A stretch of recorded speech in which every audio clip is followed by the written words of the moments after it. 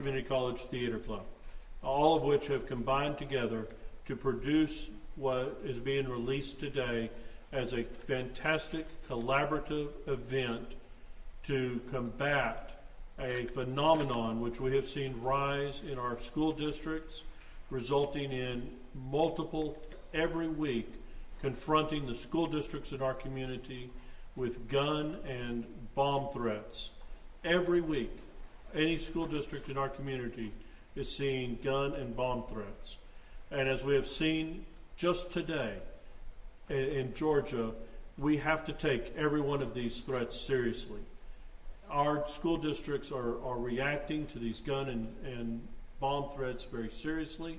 We take every one of these threats seriously, and as a result, if you make a gun or bomb threat, they will be prosecuted. You will be prosecuted. Our investigative agencies, the FBI and your independent school district police departments will investigate them, and you will be prosecuted for the third-degree felony offense of terroristic threat. Making a gun threat or a bomb threat is no joke. The fact that you are not even intending to do it, that it is a joke to you, is actually an element of the offense of terroristic threat. You will be prosecuted. We're all very proud that we came together to create this video that is being released through the school districts to every high school and junior high school student in our school districts. We're very proud of this video. We are releasing the video today through our social media and to each of the news media outlets participating today. This video, which has been commercially produced and we are very proud of, emphasizes the ramifications of what happens if you make that bomb threat. The case will be investigated. You will have law enforcement showing up in mass at your house. Your parents will be woken up early morning. You will be drug out of bed. Handcuffs will be slapped on your wrist, and you will be arrested and taken to be facing justice in our courts. Bomb threats, gun threats are no joke. You will be prosecuted. I know that Chief Chavarria with the El Paso Independent School District would like to say some words. Would anyone else? Chief?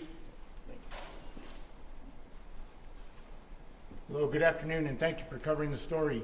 I want to thank Bill Hicks and all of our law enforcement partners here for helping us get this message out.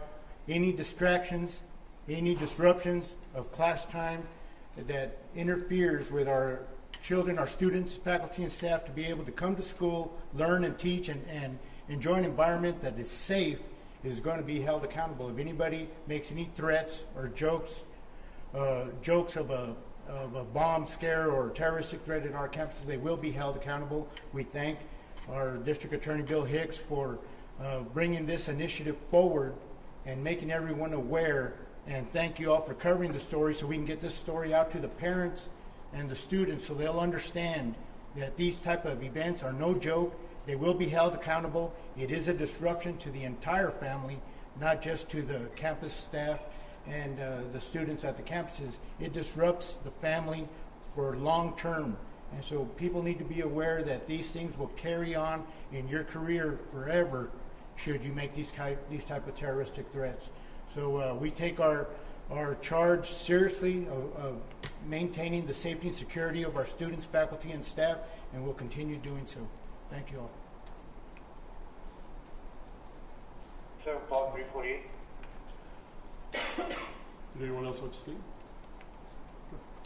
Chief, thank you. Chief Eddie Holguin from the Isleta Independent School District. I'm responsible for the safety and security of the school district, and just want to reiterate what Chief Chavarria said right now.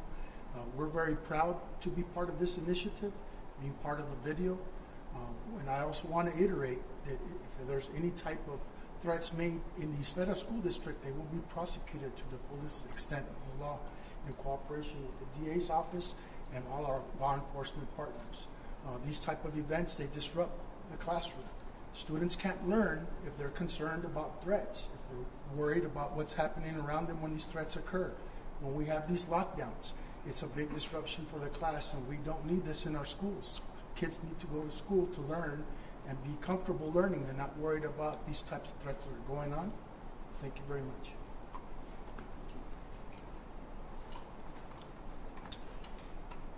Are there questions? Yes, sir. Do we have numbers of how many school threats were in the last school year and how many students were arrested? Because the number of students that were arrested also includes juvenile students, and we don't release the juvenile records, I can't give you those numbers. The county attorney's office actually prosecutes the juvenile cases, so I can't give you the juvenile numbers. The district attorney's office prosecutes only the felony cases, which would be 17 years, adult felony cases, the 17 years of age and older. We have seen, I can give you the statistics of the number of bomb threats that are called in. Every school district here has received bomb threats on a weekly basis. So the threats are very real and very dangerous to our students and disruptive of our classrooms.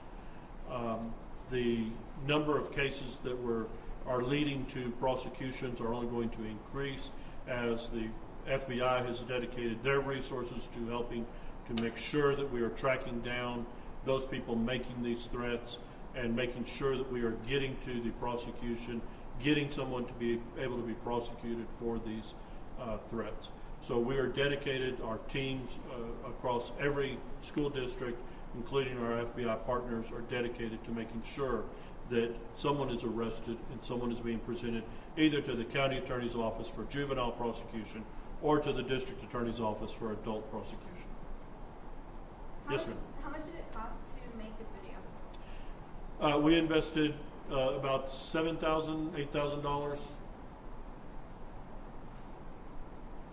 $3,000 in video production. I know that the production company cut their costs tremendously, donated a great deal of their cost, and the El Paso Community Theater group donated a great deal of their cost to produce the video production. I think it was $8,000 worth of video total, but only cost us about $3,000 to do that. Many thanks to Chromatica, if I'm saying that correctly, is in there for their donation of their time and cutting down on their costs to produce this video for us.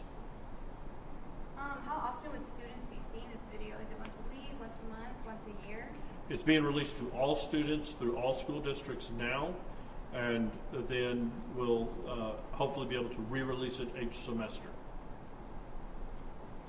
I know we've mainly been talking about these students for the most part doing the threats, but have we seen people who are not students also doing these type of threats? We have. There have been outside students, outside of the school district, people doing these threats, and certainly as we are able to get to those people, they are also definitely being prosecuted. Typically there's some relationship to the school or the school district, but whatever that relationship is, they are being tracked down and they are also definitely being prosecuted. The bulk of the threats are coming from within the school district, within the student body. What's your message to parents to stay vigilant about what their kids are posting? That's excellent. Excellent question. And one reason why we're wanting to get this message to the parents of students. So many parents don't realize what their kids are doing on social media. And it is so critically important that parents understand what their kids are doing in social media, and that parents understand that a bomb threat or a gun threat is no joke. Their child can be prosecuted for a felony. Their high school student can be prosecuted for a felony offense for making what they perceive as just being a joke. But a gun threat or a bomb threat is no joke. And they could find their own student, their child, being prosecuted for a felony offense. A parent needs to take some responsibility for how they're raising their child and make sure that they know what their child is doing on social media. Monitor their child's social media. Monitor what their child is doing in social media. Monitor those posts that are coming from their child. Very important that parents take an active role in what their children are doing, because their child has that social media presence and can be prosecuted for a felony offense just for posting that joke. Could parents face prosecution as well? Not for the terroristic threat unless, of course, they are somehow involved in propagating it or encouraging the threat or extending it, or if they get part of the threat and they also push it out. Your message regarding the shooting that happened this morning in Georgia High School? Our sympathies and our El Paso has a very close connection to communities that experience a mass shooting event. El Paso more so than many other communities, because we of course have that close connection to communities that have experienced a mass casualty event. So because of that, we know the shock and the harm and the hurt that the communities are going through. It sounds trite to say our thoughts and our prayers are with the community, but it truly does mean something when you say from an El Paso and to a community that is going through something like that our thoughts really are with them, because we've been there and we know what it means to have that kind of horrendous shock come into your community and hurt come into your community.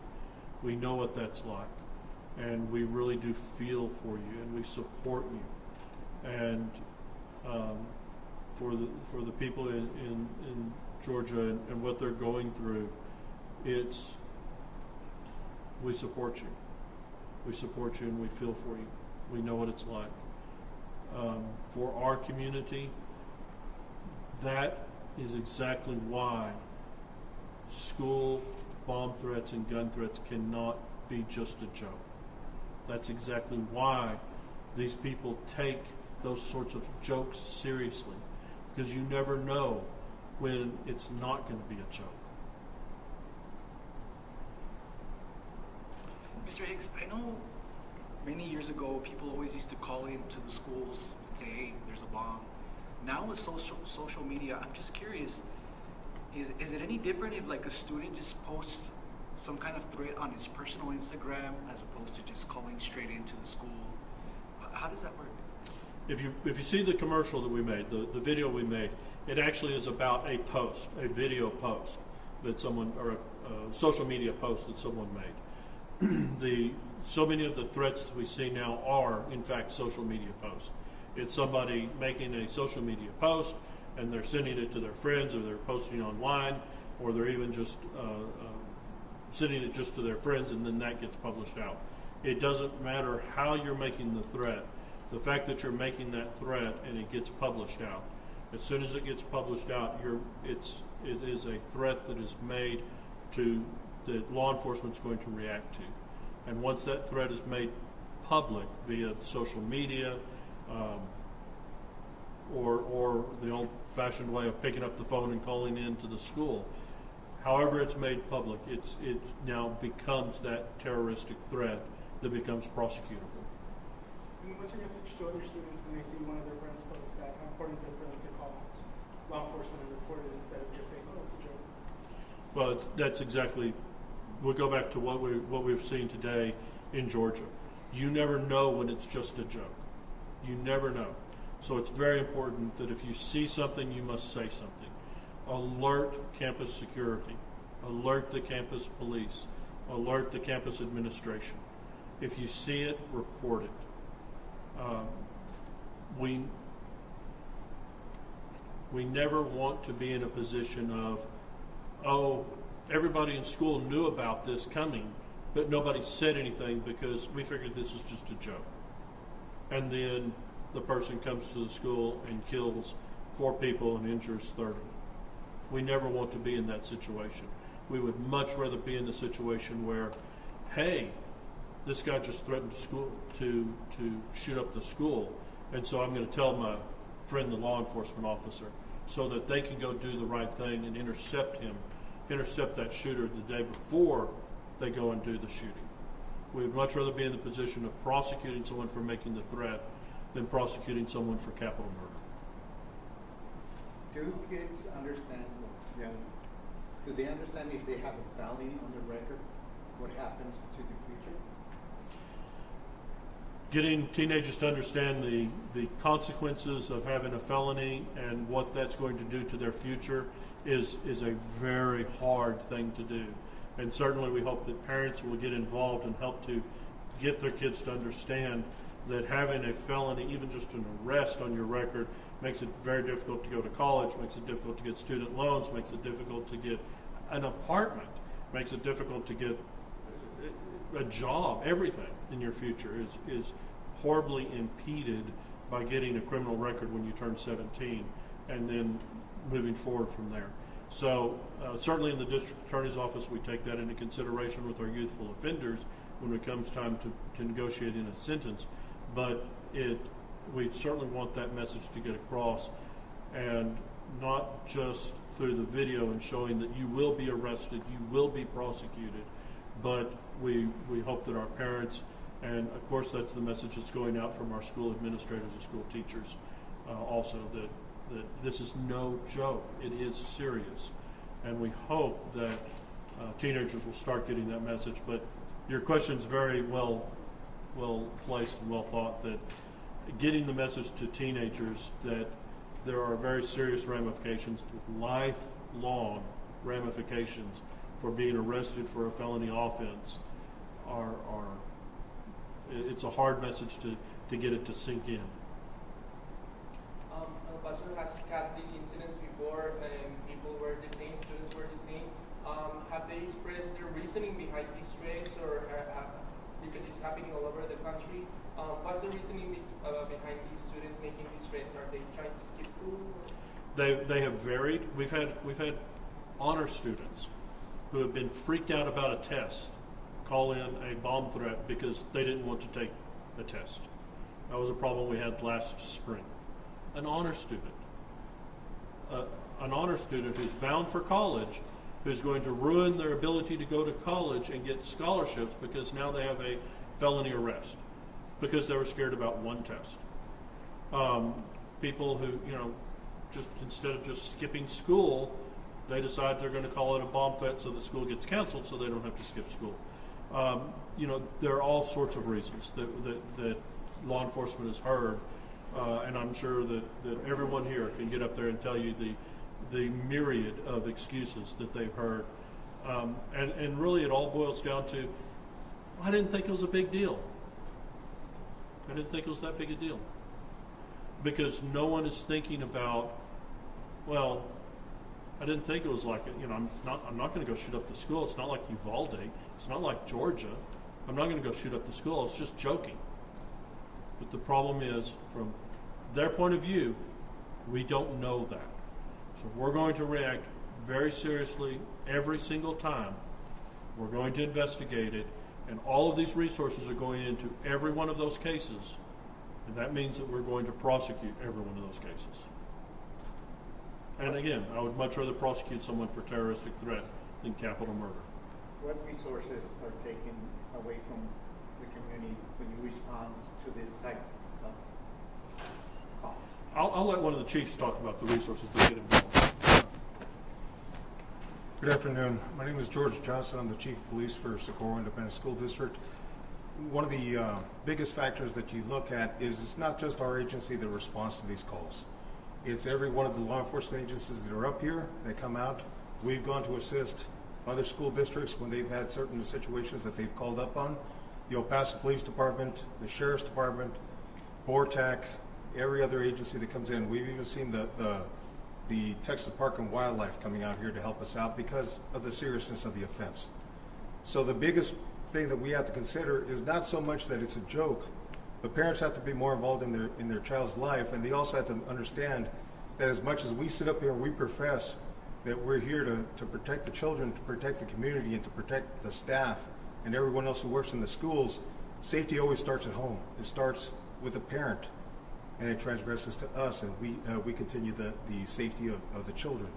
But as far as me being a parent, I've been involved in my children's lives, and I'm one of the ones that goes over and takes their phone away and starts looking to see what they're texting, who they're texting.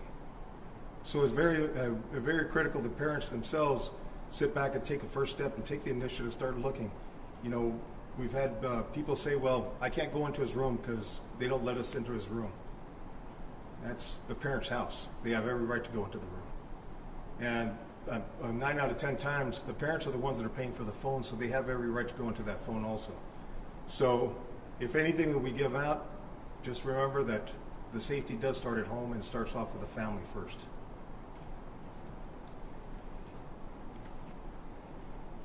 Some very good questions. Any other questions?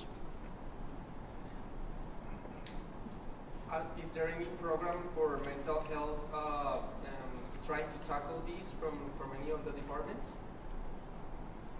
From the departments or from the court system? From any of the agencies involved in this project? With the court system, once they're involved in the court system, we do have mental health courts, and we do have mental health probationary resources to help people who have mental health issues once they get into the court system.